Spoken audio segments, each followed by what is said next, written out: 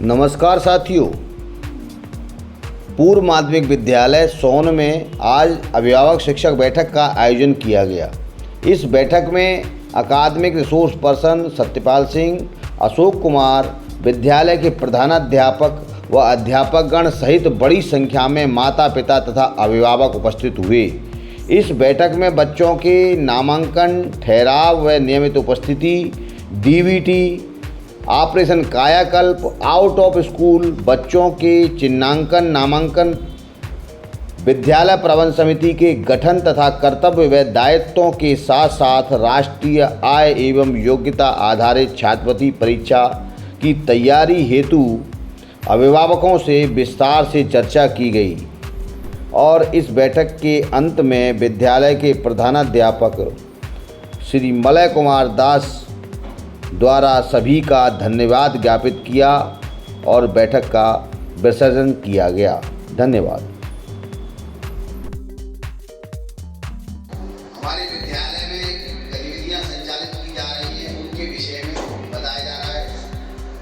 जो विकास योजना है या आगामी जो भी विद्यालय की योजना है बच्चों के कल्याण के लिए, उसके उन्नयन के लिए, उसके संबंध में आप लोगों को जानकारी देने के लिए बुलाई गई है। बहुत अच्छा लग रहा है कि आप बहुत अधिक संख्या में उपस्थित हुए हैं, क्योंकि जितनी अधिक संख्या में अभिभावक आएंगे, माता पिता आएंगे, तो उससे ये जाहिर होगा कि भाई आप लोगों का विद्यालय के प्रति कितना समर्पण है, कितना लगाव है और आप बच्चों को पढ़ाने के कितने इच्छुक हैं।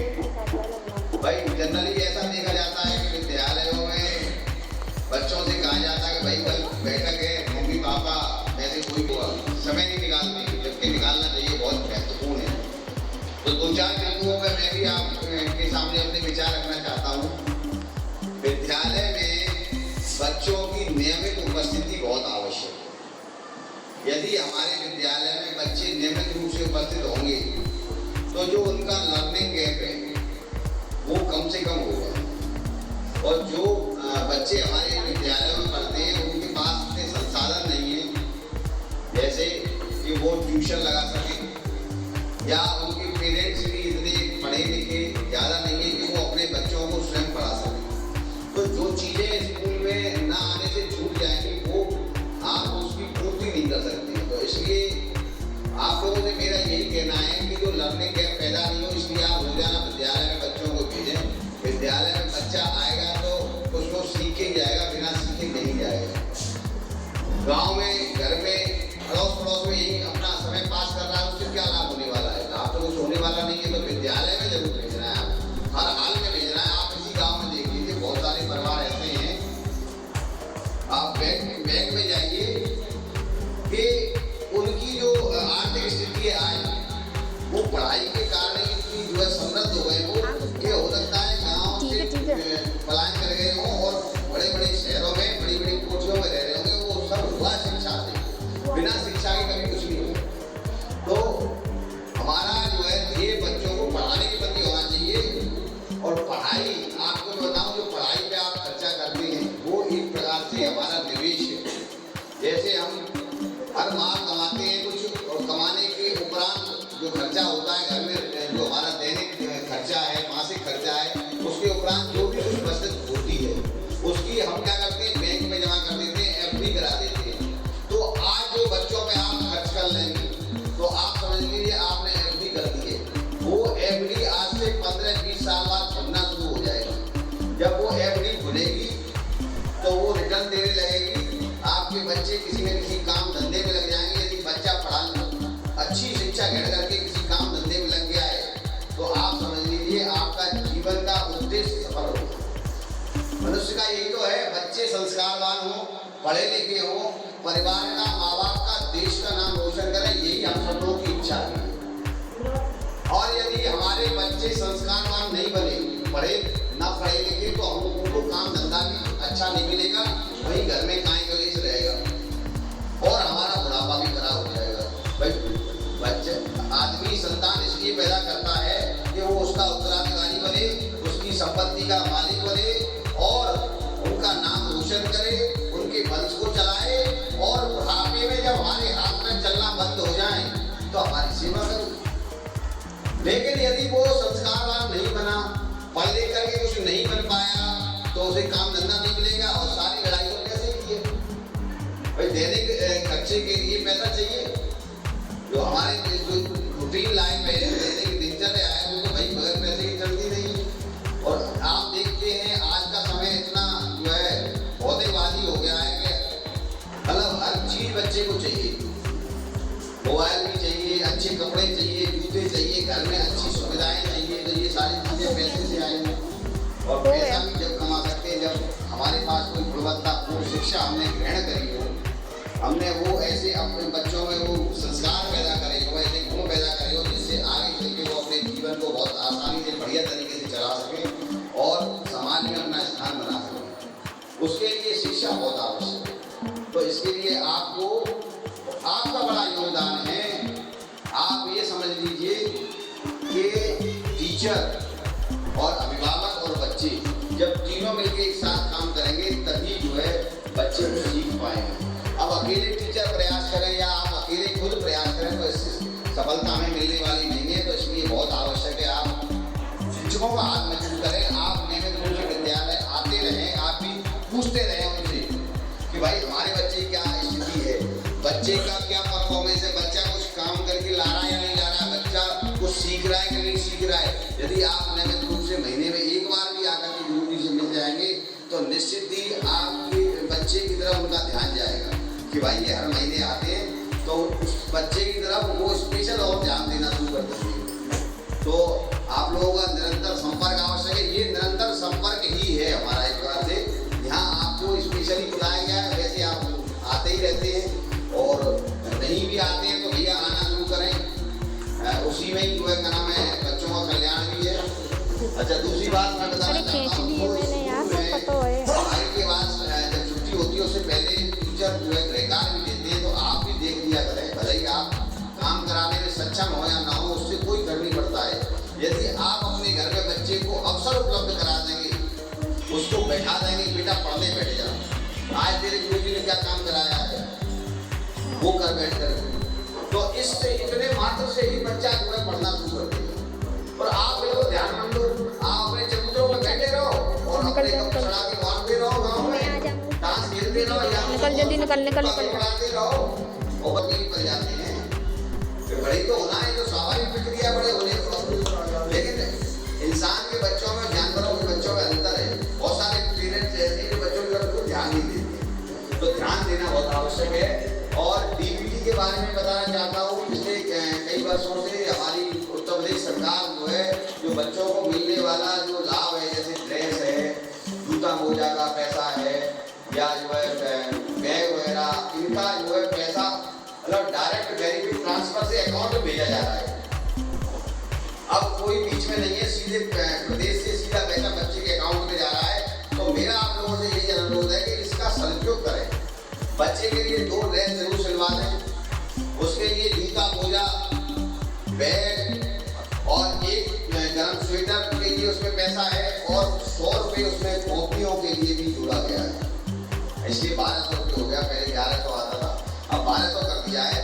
तो कॉपियों के लिए कोई शिकायतें अक्सर आती है बच्चों के पास कॉपी नहीं है, तो मेरा आप लोगों से आग्रह अपने हित में बिल्कुल नहीं खर्च करें, बच्चे के हित में खर्च करें। और आप 1200 और 1500 और मिला रहे और अच्छा चीज दिलवा दें भाई। सरकार से मान लो कम लग रहा है आपको कि अच्छी चीज नहीं आ रही है, तो आप अपनी जेब से मिला दें भाई। बच्चे तो आपके ही हैं, सरकार नहीं भी भेजेगी। हम पढ़ते थे जब तो बिल्कुल नहीं भेजती, तो क्या हम कपड़े नहीं पहनते थे या बैग नहीं लाते थे, सब काम होते थे।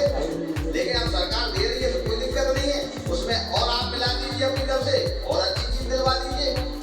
पर ये नहीं हो बहुत ऐसा आता है कि ना मम्मी पहले साड़ी ले आई या उन्हें तो ऐसा करो तो खाद लिया है या बीज लिया है, कभी तो अपना अपने हित में खर्च कर दिया। भैया बच्चे के हित में है, आप बच्चे के हित में खर्च करें, ये बच्चे के लिए मिल रहा है। और हमारे जो इस साल जो बच्चे पास हुए हैं, हमारे मास्टर साहब का बहुत सराहनीय योगदान है, हमारे गुरु जी का बहुत ही सक्रिय भी है वैसे हमारे ये मास्टर साहब। हाँ, और पूरा स्टाफ बहुत बढ़िया है इनका। इन लोगों के सबके प्रयासों से आप यहाँ पिछले साल भी 2 इस साल भी 2 बच्चे सब सफल हुए। अब आप देखिए 12-12 हज़ार रुपये के लगे प्रतिवर्ष 48,000 रुपये मिलेंगे। अब 48,000 रुपये जिस बच्चे को मिल जाएंगे उसके माँ बाप को तो खर्च करने की जरूरत नहीं पड़ती, वाली पढ़ाई उसी में से हो जाएगी और अच्छी पढ़ाई हो जाएगी। लेकिन ट्यूशन भी बच्चा पढ़ सकता है। 500 रुपये से ज़्यादा खर्चा नहीं होगा ट्यूशन का महीने का, या साल में 10 महीने पढ़ना होता है। 10 महीने ट्यूशन पढ़ लेगा तब भी 5,000 हो गई, आराम से पढ़ सकता है। आपका जो है बोझ ही नहीं बनेगा, आपको जो है अच्छा लगेगा, थोड़ा बच्चे के अंदर भी मनोबल ऊंचा होगा। तो जो बच्चे हमारे राष्ट्रीय आय की तैयारी कर रहे हैं उन बच्चों के लिए भी जो है आप थोड़ा ध्यान दें और उन्हें जैसे जैसे हमारे मास्टर साहब कहते रहे वैसे करते जाएं। उनका जो है आय प्रमाण पत्र और उनका जाति प्रमाण पत्र आप बनवा लीजिए, क्योंकि इस महीने के एंड में और या अगस्त की शुरुआत में फॉर्म भरे जाने हैं। कोई नाम वगैरह में डिफरेंस हो आधार कार्ड में और स्कूल के रिकॉर्ड में, आपका आधार कार्ड वाला तो नाम चलेगा नहीं, मान लो गलत है तो हमारे स्कूल वाला रिकॉर्ड का काम करेगा। अभी भी समय है, आप संशोधन करवा सकते हो। हीरागढ़ चले जाइए या आप आगरा चले जाइए, फिर और जो भी लिखवा के ले जाना है शुद्ध नाम वो आप मास्टर साहब को लिखवा ले जाइए। आय प्रमाण पत्र और जाति प्रमाण पत्र बनवाने जा रहे और जो भी गार्जियन वो मास्टर साहब से जरूर, हेड मास्टर साहब से पूछ करके जाएं कि हमारे इस स्कूल में उस बच्चे का क्या नाम लिखा है। एक यदि मात्रा भी कम रह गई तो नाम गलत हो जाएगा। तो आप इधर से पूछ के जाएं। आप अपनी आधार कार्ड के आधार से न बनवा के लाएं। बहुत से लोग क्या करते हैं, आधार कार्ड ले जाते हैं उसी से बनवा लाते हैं। आपके लिए पहले समय आप संशोधन करा लीजिए आधार कार्ड में, तब आप जो है उसको बनवाइए। आय प्रमाण पत्र 3.5 लाख तक का जिसकी आय है साल की, उसका बच्चा इसमें अप्लाई कर सकता है। और यदि आपके पास डिवाइस हो ये स्मार्टफोन, तो आप जो है हमारे शाम को सोमवार को, बुधवार को, शुक्रवार को, रविवार को क्लास चलती है 4 विषय,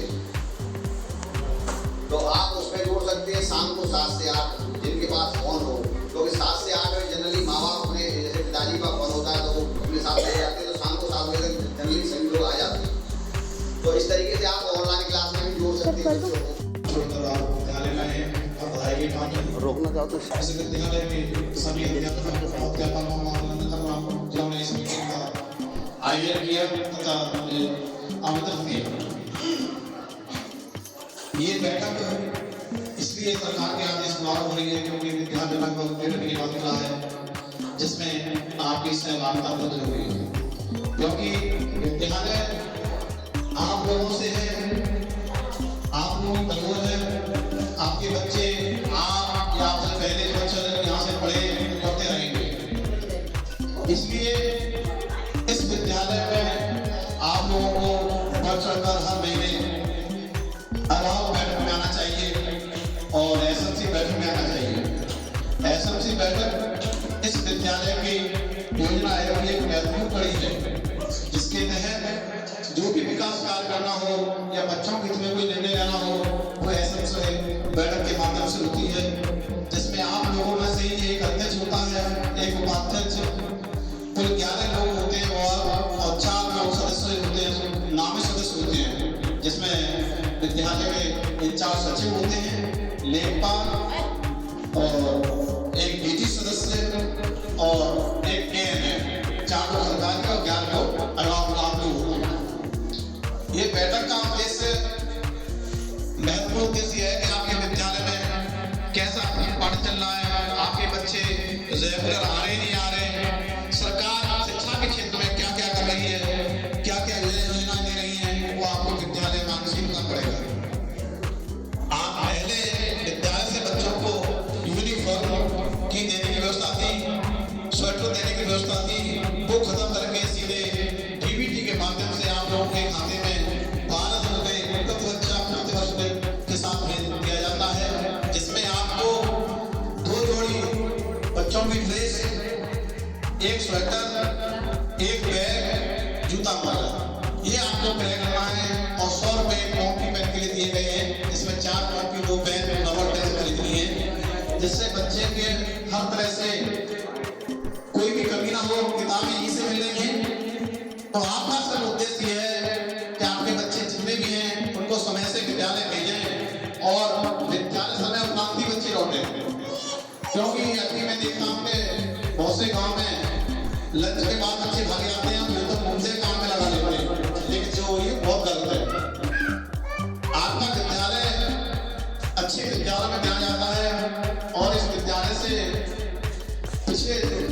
2 सालों से लगातार 2 बच्चों का चयन राष्ट्रीय आय एवं नियोक्ता छात्रवृत्ति परीक्षा में हासिल किया है सफलता। उनको सरकार द्वारा इंटर तक यानी 12वीं की पढ़ाई तक लगातार 12,000 के साथ 4 साल मिलेंगे, 48,000 रुपये का उनको छात्रवृत्ति मिलेगी, जो आपके इस विद्यालय के गाँव के बच्चों के लिए बहुत ही महत्वपूर्ण और सराहनीय कार्य रहा है। मैं आशा